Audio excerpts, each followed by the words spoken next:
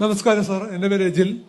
ജീവിതത്തിലെ മനുഷ്യരുടെ വികാരങ്ങളെ വളരെ ലളിതമായി അവതരിപ്പിക്കുന്ന തരത്തിലാണ് അങ്ങയുടെ കഥകളെ തോന്നിയിട്ടുള്ളത്. നിരത്തുപക്കത്തെ മാവിൻ ചുവട്ടിൽ മുഖത്ത് ഇരുമ്പുപട്ടിയുമായി കിടക്കുന്ന ശേഖൂട്ടി നോവാണെങ്കിൽ കടലവരത്തേക്ക് ഇഷ്ടപ്പെടുന്ന ആളുമായിട്ട് പോകുന്ന ഗൗരി പ്രണയമാണ്. അപ്പോൾ സാറ് ഈ കഥകൾ മാത്രമേ എഴുതിയുള്ളൂ, ഒരു നോവൽ പോലും എഴുതിയിട്ടില്ല. അപ്പം സാർ എന്തുകൊണ്ടാണ് ഒരു നോവൽ പോലും എഴുതേണ്ട തീരുമാനം എടുത്തെന്ന് അറിയാൻ ആഗ്രഹമുണ്ട്. അതുപോലെ തന്നെ സാറ് ഈ കഥകൾ ഏതെങ്കിലും ജീവിതത്തിൽ നേരിട്ട് കണ്ടെത്തിയ കുറെ കഥാപാത്രങ്ങൾ സാറ് കഥകളിൽ പെടുത്തിയിട്ടുണ്ടോ? എന്തുകൊണ്ടാണ് നോവൽ എഴുതാത്തതെന്നല്ല ആദ്യം ചോദ്യം.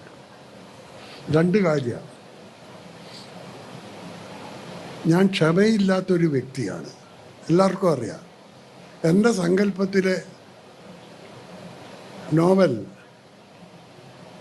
ബൃഹത്തായ ഒരു ജീവിതാഖ്യാനമാണ്. ബൃഹത്തായ ലോകത്തിലെ പ്രധാനപ്പെട്ട നോവലുകൾ നോക്കിയാൽ ഏതാണ്ടെല്ലാം 1000-ലധികം പേജുകളുള്ളതാണ്. എനിക്ക് ക്ഷമ കിട്ടില്ല, ഒന്നത്. പിന്നെ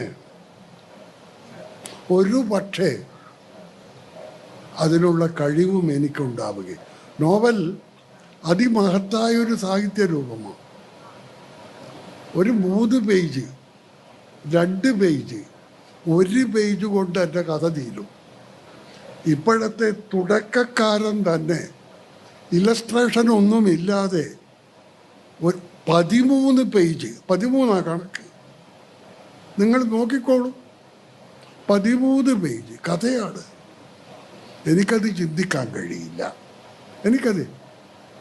എനിക്ക് വളരെ കുറച്ച്, അത് വെട്ടില്ല, കുത്തില്ല, തിരുത്തല് യാതൊന്നുമില്ല.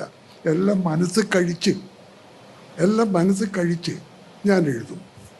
സ്ത്രീ കഥാപാത്രങ്ങളോട്